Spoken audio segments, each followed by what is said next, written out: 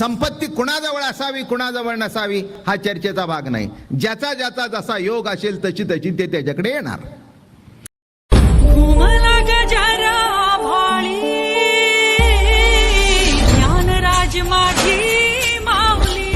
पण एक आहे, सन्मार्गाने आलेली संपत्ती सुख देते आणि वाम मार्गाने आलेली संपत्ती दुःखा व्यतिरिक्त दुसरं काही देत नाही. तेवढा मात्र सिद्धांत लक्षात ठेवा. पण ज्याचा त्याचा योग आहे त्याच्याबद्दल काही काय, गरिबांनी काही श्रीमंताला नावं ठेवण्याची गरज नाही आणि श्रीमंतांनी गरिबांना तुच्छ लेखण्याची गरज नाही बरं का. ज्याचा त्याचा योग आहे, ज्याचं त्याचं प्रारब्ध आहे. महाराज असं म्हणाले, जगद्गुरु तुकाराम महाराज, प्रारब्धेची जोडे धन आणि प्रारब्धेची जोडे मान. एखाद्याचं प्रारब्ध आहे तर धन त्याच्या दारात चालत जातं. एखाद्याचं प्रारब्ध आहे मान, त्याच्या पुढे मान वाकवतो. हे त्याचं प्रारब्ध आहे. आणि एखादा गुणवंत जरी असला नाही त्याचं प्रारब्ध. तसंच सर्वसामान्य माणसाला उपलब्ध होईल अशा भाषेमधून तत्वज्ञान ज्या ग्रंथामध्ये महाराष्ट्रामध्ये पहिल्यांदा सांगितलं गेलं तो ग्रंथ म्हणजे ज्ञानेश्वरी. आणि ज्ञानेश्वरी सांगायला सुरुवात केली असताना ओंकाराचं दुसरं नाव आहे प्रणव. आता याचा अर्थ असा आहे की प्रणव असा शब्द, प्रणव या शब्दाचा अर्थ प्रकर्षाने केलेली स्तुती. ओंकाराचं दुसरं नाव काय? ओंकाराचं दुसरं नाव काय? प्रणव. प्रणव शब्दाचा अर्थ असा आहे प्रकर्षाने केली गेलेली स्तुती. काही काही लाक्षणिक स्तुती असते. या या या या या, बरं झालं आपण आला, छान झालं, आमच्या सोहळ्याला शोभा आली.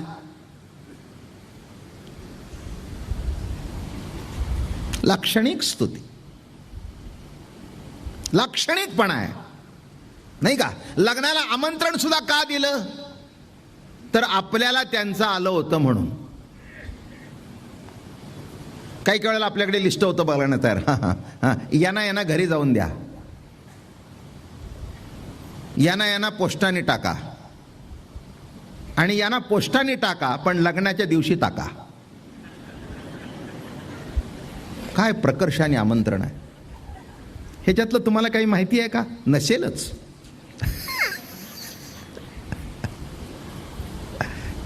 काय नसेलच. अहो काय आम्हाला लग्नाला बोलले, अहो टाकले मी.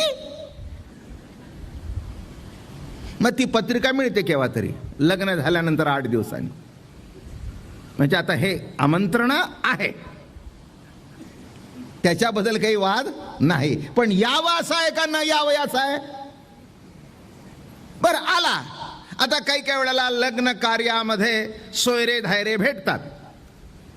मी इकडचं तिकडचं सांगत नाही, प्रकर्षाने सांगतोय.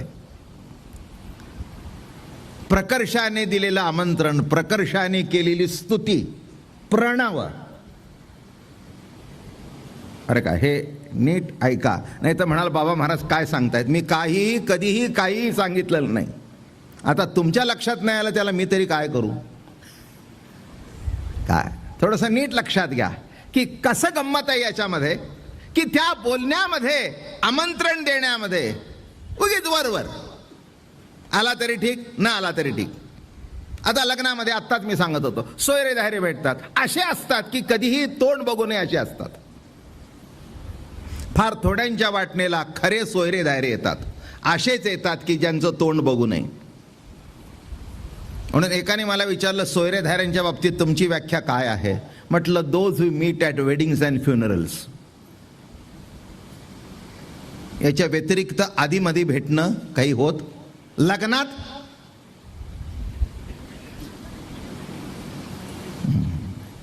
काय एवढ्या 2 वेळेला भेटायचं, नाही तर 10वा कावळा शेवण्याकरता. याच्या व्यतिरिक्त पुन्हा गाठ भेट काय बरेच दिवस दिसला नाही. अहो काय आपली तरी भेट कुठे होतं लग्न करता, तर दुसरं भेटेल तेव्हा. बरं का. आणि काही काही अशा आहेत लग्न असो नसो, एक दिवस असा जात नाही की त्याला फोन केला नाही, त्याची चौकशी केली नाही, त्याची भेट घेतली नाही. बरं का, प्रकर्षाने आमंत्रण, प्रकर्षाने केलेली स्तुती, तोंड भरून, वरवरची नाही. आज का राजकीय व्यासपीठावर केली जाते बघा, आपल्याकडेही केली जाते. उगीच आपलं काही त्या स्तुतीला काही अर्थ नसतो, ती एवढ्या पुरतं करायचं. मग त्याला म्हणायचं काल तुम्ही शिव्या देत होता, आज म्हटलं त्याचा समारंभ होता म्हणून करायलाच पाहिजे. तसं काही माझं मनापासून नाही. प्रकर्षाने एखादी आई आपल्या बाळाबद्दल बोलत असते कौतुकाने, बघा प्रकर्षाने स्तुती असते. काय माझा बाबा आहे, माझा बाबा किती अभ्यास करतो. काय बाप म्हणाला, अगं पण मार्क किती मिळाले, जाऊ द्या तुम्हाला तेवढे सुद्धा मिळाले नव्हते, माझ्या बाबाला मिळाले ते उत्तम. याचा अर्थ चुकीचा का बरोबर हे करू नका, हा अधिकार तुम्हालाही नाही मलाही नाही. ही प्रकर्षाने केलेली स्तुती आहे, कौतुक आहे त्याच्यामध्ये, कौतुक आहे. नीट लक्षात ठेवा, जीवनामध्ये माणसं भेटतात पण कौतुक करणारे निघून जातात, तेव्हा आयुष्यात पुन्हा ती पोकळी भरून निघत नाही.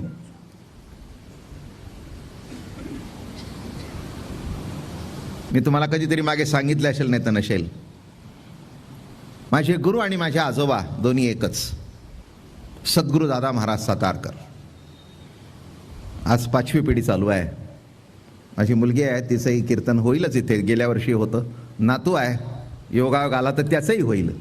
इथली आमंत्रणं आहेच आहेत, किंवा एकदा ओळीने 3 पिढीची कीर्तनं होऊ देत. बघू, देवाची इच्छा असेल तसं घडेल. तेव्हा माझ्या आजोबाचा 5वी पिढी चालू आहे.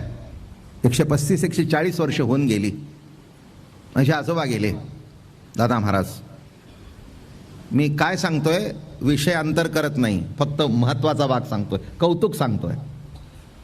प्रकर्षाने केलेली स्तुती, प्रकर्षाने केलेले वर्णन, प्रकर्षाने केलेली कौतुक, दिलेलं आमंत्रण, प्रणव.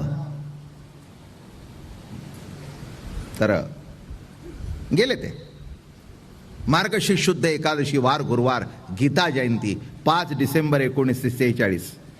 संध्याकाळी या वेळेला 6 वाजता कीर्तनात विणा घेतला आणि तिथेच देह ठेवला. अलौकिक शेवट. जन्म ऋषीपंचमीचा महाराज आणि देह ठेवला मार्गशीर्ष शुद्ध एकादशी गीता जयंतीच्या दिवशी. मासामध्ये मार्गशीर्ष मास मी आहे अशा दिवशी महाराजांनी देह ठेवला. तेव्हा तिथे एक माऊली होती. मी लहान होतो पण मला गुरुजी ते अजून आठवतं. तिच्या डोळ्याला धार लागली होती. मी त्यांना विचारलं, आम्ही त्यांना बाप्पा म्हणायचो. मी त्यांना विचारलं, त्यांचं नाव तर रमाबाई, गौड सारस्वत होत्या. तर त्यांच्या डोळ्याला धार लागली. मी म्हटलं, काय झालं, का रडता? ते म्हणाले, सद्गुरू दादा महाराज आम्हाला कधी कळले नाहीत. त्यांचं ज्ञान इतकं श्रेष्ठ, त्यांचं बोलणं इतकं उच्च, पण ऐकायला बरं वाटायचं. आणि म्हणाले, काय माहिती आहे का, आज आमचे गुरु गेले नाहीत, आमच्या आयुष्यातलं कौतुक गेलं. लक्षात ठेवा मंडळी, मी काय म्हटलं ते. पाठीवरून हात फिरवणारा बाप ज्या दिवशी जातो त्या दिवशी कळतं की आयुष्यात काय गेलं. फार वर्म आहे याच्यामध्ये. निंदा करणारे भेटतील, चुका काढणारे भेटतील, पण कौतुक करणारे जर या आयुष्यामध्ये गेले, प्रकर्षाने जे उच्चार केलं जातं ते कौतुक. बरं का, आमचं कौतुक गेलं. मला काही येत नव्हतं. सहज जर आम्ही आमटी आणली तर महाराजांनी म्हणावं, काय सुंदर आमटी. आता सांगा बाबा महाराज, काही कधी त्यांनी आमटी खाल्ली नाही का? अहो, एवढा मोठा महापुरुष, राजे रजवाडे ज्याच्या चरणावर लोटांगण घेत होते, पण माझ्या आमटीचं कौतुक. त्यांना एकच वाटायचं, आमटी नाही, तिने ज्या प्रेमाने आणली आहे त्या प्रेमाचं कौतुक. लक्षात ठेवा, त्या स्तुतीमध्ये, त्या बोलण्यामध्ये कौतुक असायला पाहिजे, आदर असायला पाहिजे, प्रेम असायला पाहिजे. हे सर्व जेव्हा प्रकर्षाने प्रगट होतं आणि ज्याच्यातून प्रगट होतं, म्हणून म्हटलं प्रणव, प्रकर्षाने केलेली स्तुती. सुंदर. तसं ओम हे शब्द ब्रह्म असल्या कारणाने ओंकार उच्चारल्यानंतर त्या परब्रह्माची केलेली एका शब्दाने सुतवाच्य केलं प्रणव. प्रणव, प्रकर्ष. याच्या इतका मोठा शब्द नाही. नमन करण्याकरता, स्तुती करण्याकरता, निर्देश करण्याकरता. दोन्ही सांगतो, अध्यात्म व्यवहार दोन्ही कॉम्बिनेशन सांगतो. म्हणून आयुष्यामध्ये लक्षात ठेवा, कौतुक करणारी माणसं आहेत त्यांचा आदर करा. ते निघून गेल्यानंतर माणसं डुंकून बघणार नाहीत तुमच्याकडे. कौतुक हा जीवनाचा मोठा भाग आहे. माणसं अन्नावर जगतात तसं कौतुकावर सुद्धा जगतात बरं का. तुम्हाला सगळ्यांनाच माहिती आहे, संसारिक आहात तुम्ही. संन्यासी ब्रह्मचार्याला सुद्धा वाटतं आमचं प्रवचन चांगलं झालं असं कोणीतरी म्हणावं. अशा पद्धतीने जीवन मी जगतोच आहे. पण प्रणव शब्दाचा अर्थ प्रकर्षाने केलेली स्तुती. त्याच्यामध्ये आणखीन जेवढं मला सांगता येईल तेवढं मी सांगेन. ते प्रणवाची स्तुती कळता कळता आपल्या जीवनामध्ये सुद्धा प्रकर्षाने काय प्रकट व्हायला पाहिजे हेही कळलं पाहिजे. प्रणव ज्ञानेश्वरीत राहील, पण कौतुक शब्द घरी घेऊन झाला आणि प्रकर्षाने जर कोणाचं कौतुक करू लागला तर तुम्हालाही आनंद मिळेल आणि त्यालाही आनंद मिळेल. बघा, तो प्रणव आपल्या घरात सुद्धा आला पाहिजे, नाही का. म्हणून प्रकर्षाने केलेली स्तुती असं जेव्हा म्हणतात, महाराज मोठ्या कौतुकाने सांगतात. ओंकाराचं प्रणव आणि उद्गीय अशी नावे आहेत. मग आता असा जो प्रणव महाराज मला ओम नमो जी आद्या वेद प्रतिपाद्या जय जय ससंवेद्यात्मरूपा देवा तूची गणेशू. आता काल ओंकाराबद्दल मी पुष्कळ सांगितलं. अ उ म वगैरे सांगितलं. हरिही ओम हेही सांगितलं. आणि आज थोडंसं प्रणव सांगून अजून त्याच्या पुढे जाऊया. नमोजी आद्या. काल आपलं साधारण आद्य इथपर्यंत प्रवचन चाललं होतं. त्याला आद्या म्हटलं, सर्वांच्या आद्य. म्या बोलविल्या वेद बोले, म्या चालविल्या सूर्य चाले, म्या हलविल्या प्राण हले, जो जगाते चाळिता. आद्या. म्या बोलविल्या वेद बोले. आद्या, सर्वांच्या आद्या. नमोजी आद्या. कुणाला वंदन आहे? एक लक्षात ठेवा, वेद प्रतिपाद्या. वेदांनी ज्याचं प्रतिपादन केलंय असं, वर्णन केलंय असं नव्हे. शब्दाचा कीस काढायचा म्हटला तर मराठी तुम्हाला समजत आहेच आहे, पण लक्षात घ्या, असं म्हटलं नाही. काय वेदांनी वर्णन केलेला नाही, वर्णन करताच आलं नाही. वर्णन करायला गेला आणि तो गप्प झाला बरं का, गप्प झाला. म्हणून नेती नेती. म्हणून इथे काय शब्द वापरलाय? वेद प्रतिपाद्या. प्रतिपाद्या, वेदांनी ज्याच्याबद्दल प्रतिपादन केलं बरं का. बाबा महाराजांचं प्रवचन काय म्हणू आता, ठीक आहे, हे काय झालं? प्रतिपादन. चांगलं आहे. हे काय झालं? कसं आहे? ते म्हणले बाबा हे बघा, तेवढं विचारू नका. अहो तासभर बसला नाही, म्हणले बरं वाटलं, पण तसं सांगता येत. म्हणजे आता लक्षात आलं का की प्रतिपादन केलं पण काय सांगितलं हे कळत, ते पुन्हा सांगता येत नाही. म्हणून काही काही वेळेला माणसं लिहून घेतात आणि काही वेळेला शेजारचा विचारतात, ते प्रणव बद्दल काय सांगितलं? ते आपलं अमकं, ते कौतुक मुलाचं बायकोचं. माणसं एवढे पुरत सांगू शकतात काय, पण कसं आहे, काय सांगितलं करारी प्रियोडूस नाही सांगतायत. बरं वाटलं एवढं कळलं. अजून सांगू का, कळलं नाही हेही कळलं. माझं म्हणणं लक्षात येतंय का? अहो कळलं हे जसं कळलं तसं कळलं नाही हेही कळणंच आहे की. पण काही काही माणसांचं दुर्भाग्य असं आहे की आपल्याला कळत नाही हेच त्यांना कळत नाही,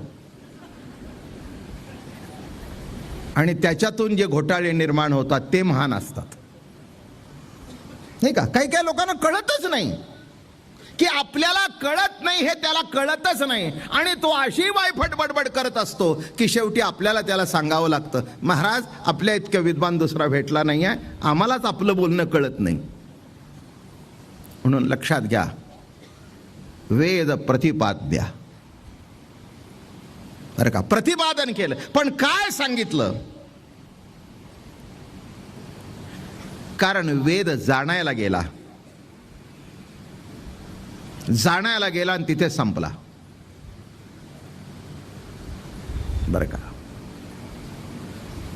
ज्ञानेश्वर महाराज ज्ञानेश्वरीत म्हणाले, अरे एवढा मोठा वेद खरा, पण जाणायला गेल्यानंतर जाणो जाता जाणीव संपली.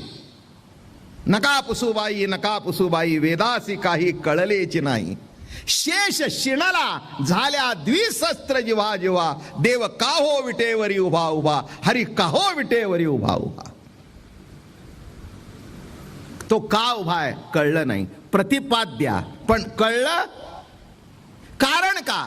तो जेव्हा नेती म्हणतो तेव्हा ते सांगतो नेगेटिव्हवर, नाही माहित नाही, त्याच्याबद्दल मला माहिती नाही. कळलं का? कोणाबद्दल? तसं ओंकार नामाने निर्देश आहे, ज्याच्याबद्दल वेदांनी प्रतिपादन केलं एवढं आहे, पण त्याचं वर्णन करायला गेल्यानंतर संपलं. काही नव्हे तो गे बाह्ये, अमूर्ता मूर्त तो गे बाह्ये.